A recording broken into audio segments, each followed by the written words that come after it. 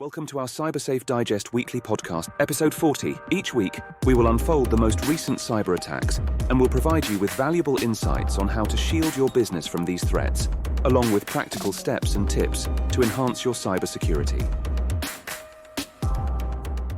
Hello, everybody. Welcome to episode 40, special episode of Cybersafe Digest.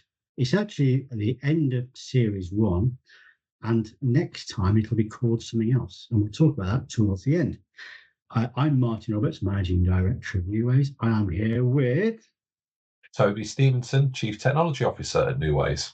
Okay, we'll catch up on the other stuff in a little while. Toby, good episode this, I think, because when we were planning this, we had a good discussion, and it's about the common or perhaps most frequent attacks on SMEs. Now, just to remind everybody, these podcasts are for people who are responsible for IT, run IT, but don't actually get there up to their elbows in IT. So they take control, they take responsibility, but they don't execute it. So CEOs, CFOs, in some cases, IT responsible managers and such like.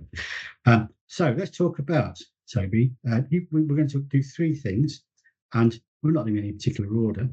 But let's start with the first one. What's the first on your list, Toby? Yeah, so the first one I've got, so to set some background on this, we hear about ransomware all the time, and there's a danger that whilst it is obviously is probably the biggest threat, or one of the biggest threats that all businesses will face, there's a danger that it hogs the limelight a little bit. And I think what we just wanted to make sure is that we had some balance and just spoke around some of the other things that businesses need to be thinking around and be concerned with. So the first one on this list is a little acronym I like to call BEC, or business email compromise. Okay, so let's go through the steps. What is business email compromise? What are the manifestations of a business email, and how do people fall to it? Yeah, so this is something that probably every listener has had some anecdotal experience of in one way, shape, or form. It's probably known by several names. Business email compromise is its official categorization, but it's where a mailbox is compromised by a bad actor with a view to intercepting and redirecting communication. So typical example would be a baddie manages to get onto somebody's mailbox, and they amend emails that are going out to a customer to tell them where to pay the invoice or where to ship goods or services. Okay, let's take one step back. How typically, or what are the methods that we get actually? How does the baddie get hold of the mailbox in the first place? Almost universally, it's through some kind of phishing attempt. So the mark has been convinced to click on a link, which then allows the attacker to get in, and they will then tend to sit inside that mailbox and normally just monitor. So they'll get in, they'll try to establish persistence. So that means that they can get back on whenever they like, because normally they want to do their poking around when there isn't somebody else in the mailbox watching, messages get read and unread and things moved around. So yeah, phishing is the I would say 999 times out of 1,000 is how the attacker manages to get into a mailbox in this way. They'll establish persistence, so they can get back in, and then they can just typically wait for a while. They're looking for the right set of activities and the right set of communications. Some of the time they'll sit in there and just observe the way that people communicate with each other. The use of AI is going to make this more challenging going forward. We touched it on some of the previous podcasts, but AI is very good at assimilating communication styles and misrepresenting an individual potentially, and I can see how that will make it harder to identify that something's occurred. But yeah, they'll get in there, they'll sit in there, they'll wait for that communication to start happening.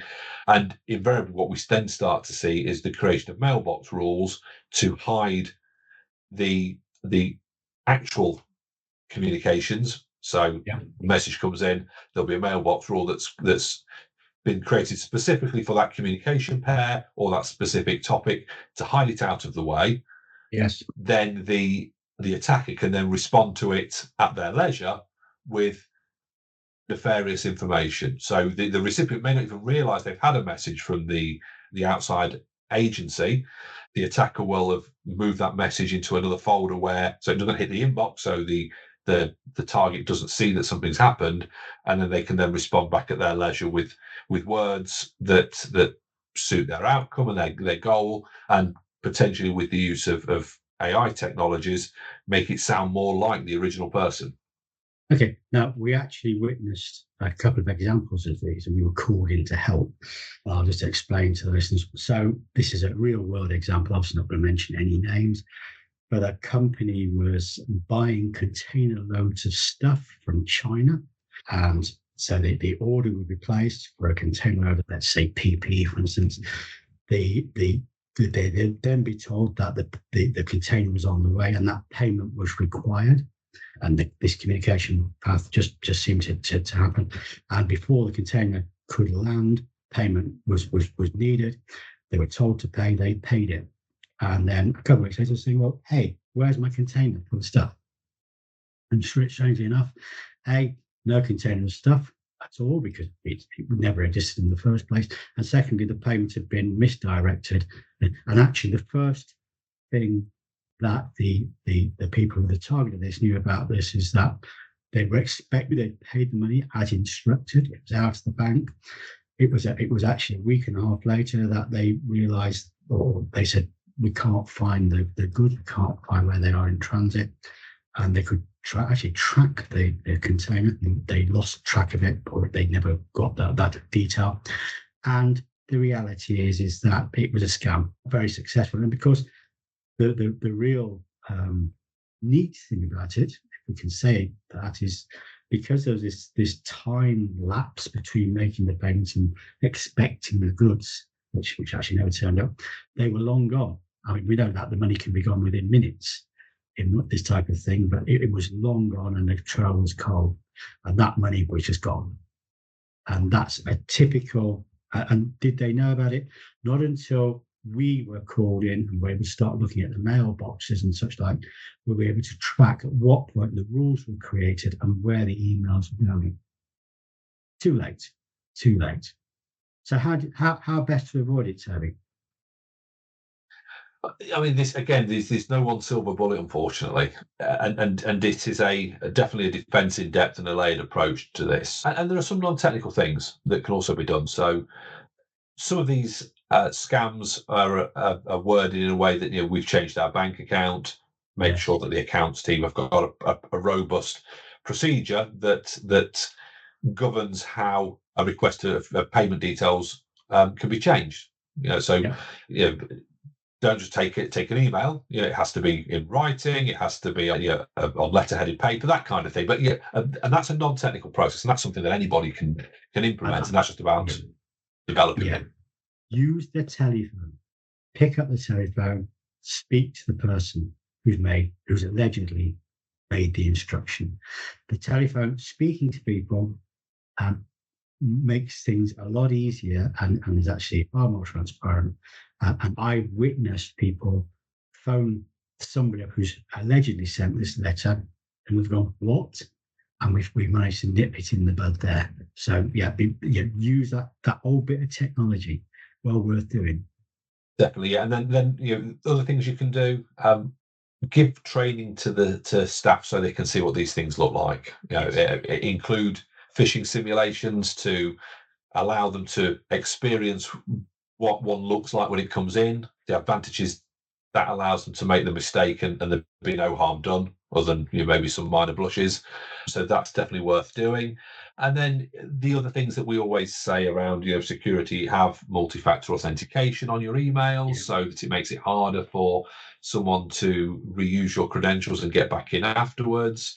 We're seeing an increase in demand and the market responding accordingly for technologies that allow these common trigger points to be alerted and flagged up to your IT support, your IT department.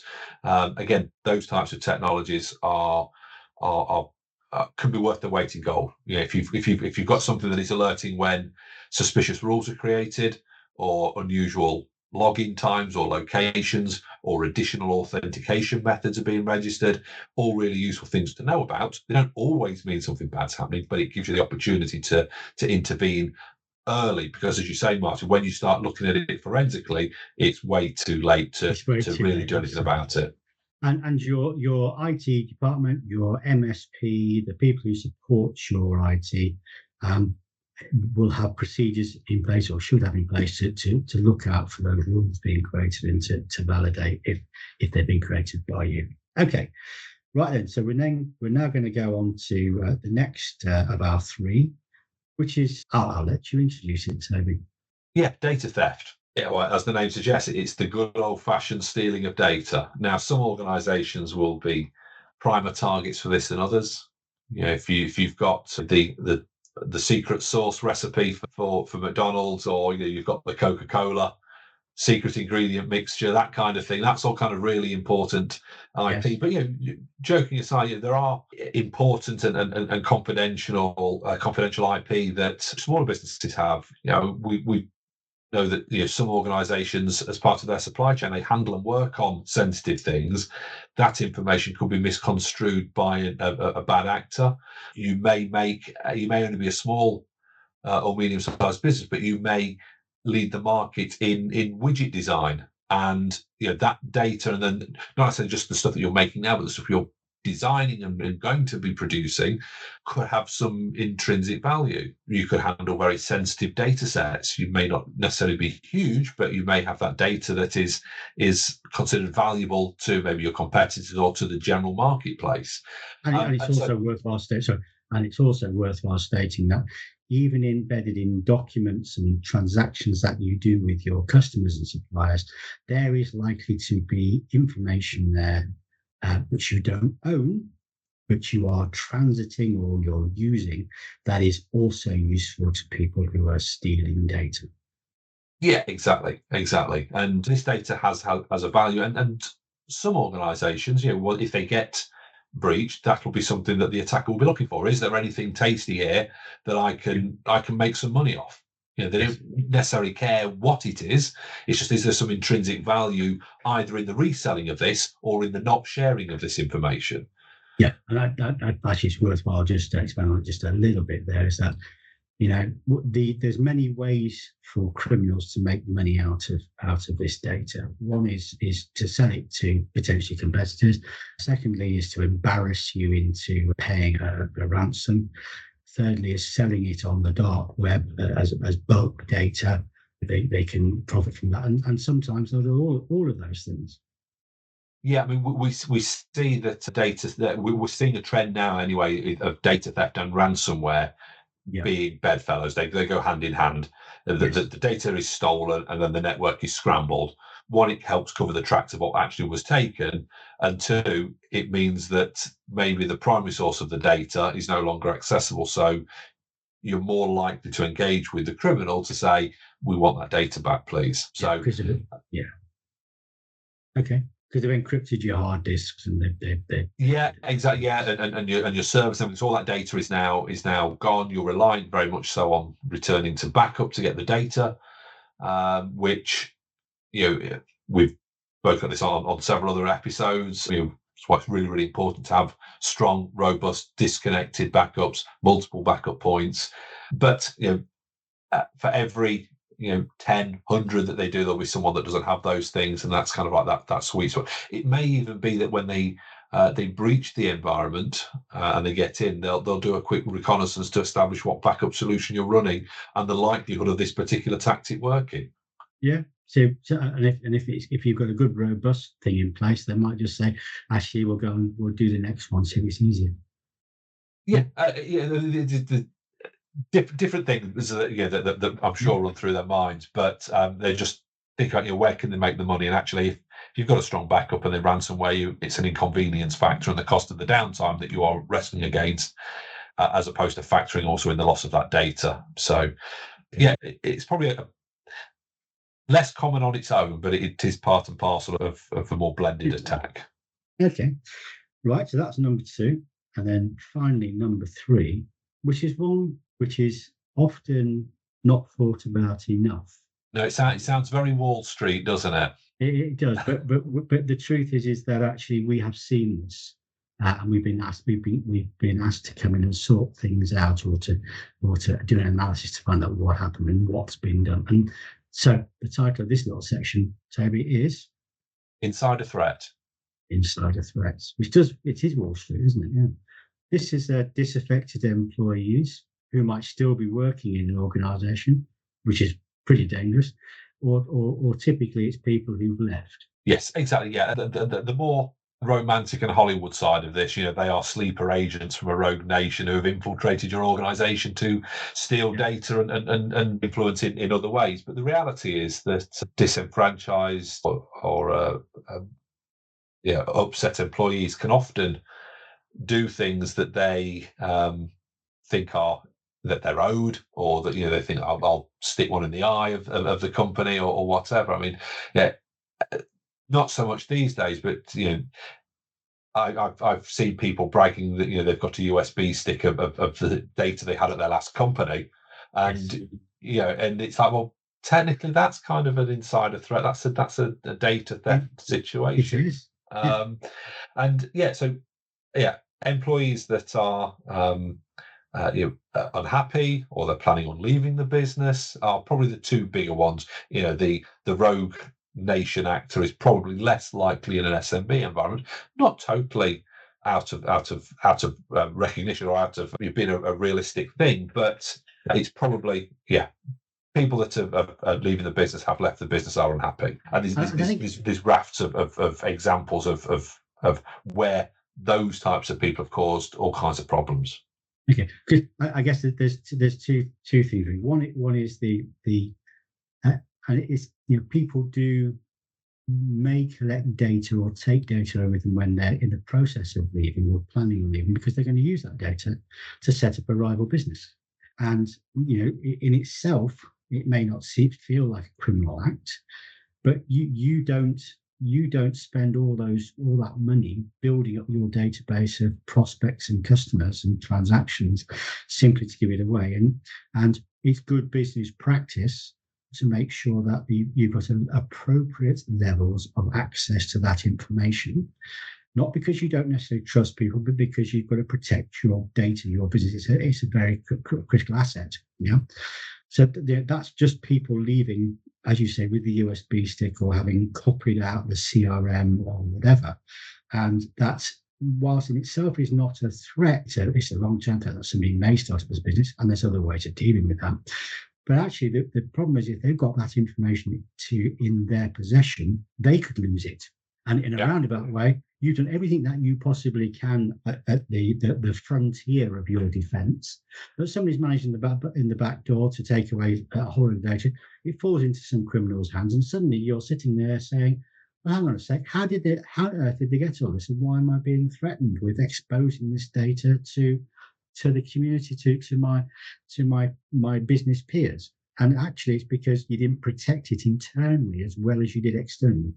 Yeah, there's different things you can do, and I think it comes back to that point that you made around just making sure people have only got access to what they need to do. I mean, we had a topic around zero trust back in February, and it's that principle of least privilege. You only let people have access to what they need to have in order to do their work. It's not you're not saying that you don't trust the staff or trust the employees. What you're saying is that we're trying to give some guardrails to help you be protected in what you're doing, and to help protect the business. So people don't need access to data folders on the server.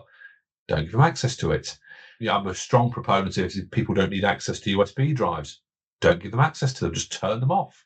Don't let them use it. And you those 2 things alone will probably save a whole chunk of risk from data being lost. There's other things you can do. You can be keeping an eye on emails that are being sent. Is there data that's being sent out that shouldn't be? Start to get more complicated. You start having to understand what kinds of data you're trying to protect leaving the business. But email is obviously another good way that data can be exfiltrated. Think around how you might be able to identify, even if you can't directly protect, just be notified that something might be happening that you need to take a look at, or data being copied to a OneDrive or a Dropbox or a Google Drive location. Lots of data being pushed out over the internet. Is there mechanisms in place to spot those kinds of things going on? Because USB drives these days, lots of organisations lock them down, and people tend not to have them very much anymore anyway, because of these online sync and share tools. And it's how can those personal sync and share tools be accessed by the corporate devices? And again, it's a theme that we've touched on previously. That crossover between company and work usage and devices and platforms and systems. Okay, just to conclude on this one, I'll repeat this. It's really, really important, folks. You have spent thousands and hundreds of thousands and potentially millions of pounds gathering all this data that belongs to your business, and it's really key, important data. And it's a huge, huge asset. You have to protect it in every way you can. Not to make it difficult, but to make sure it doesn't leak out, because it's valuable stuff. It's valuable to you just in the day-to-day use of it, and who you sell and you market to and you buy from. But it's also hugely valuable to criminals out there. And just to finish off the insider threats, let's talk about those people who get a grudge, particularly after leaving. They feel hard done to for all sorts of reasons, and they've been let go, they've been dismissed. The thing that we witness frequently, Toby, is finding out that people have left some time ago from a business and their credentials haven't been removed or locked down, which is a real risk. Yeah, it is, and it's a real problem, and unfortunately, it does seem to be more common than you'd like to think. Sometimes it's a disconnect between HR and IT.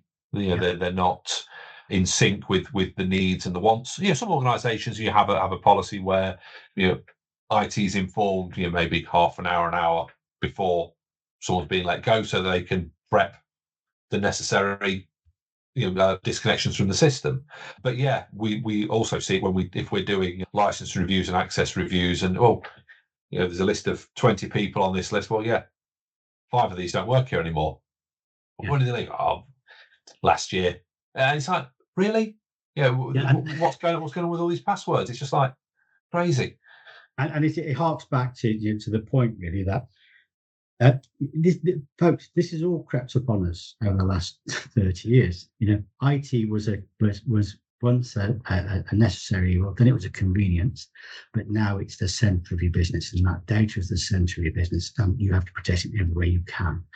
And again, making sure, and the same point again, I'm sorry to repeat myself, is that you only want to allow access by people who should access that data and the data they only need to see.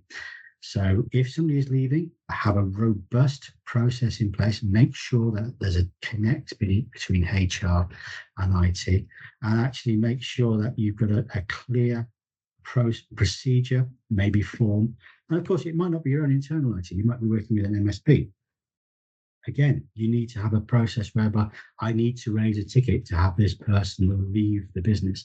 We can lock down the accounts, we can remove access, because the last thing we want is people out there who if they've been let go for any reason, and they've left the business under a cloud. The last thing we want to do, because their state of mind will not be in the right place, they may not be thinking rationally about the consequences of what they might do or what they do. The issue here is that to allow them access to anything remotely or anyway is just a recipe for potential disaster. So make sure that you have those processes. One thing you can do today to improve things, make sure you've got to connect with your HR department IT or your HR department or MSP to make sure that it is removed immediately, so you don't face that risk. Because I repeat myself, people don't think straight in these circumstances, and they do very silly things, and we've witnessed it.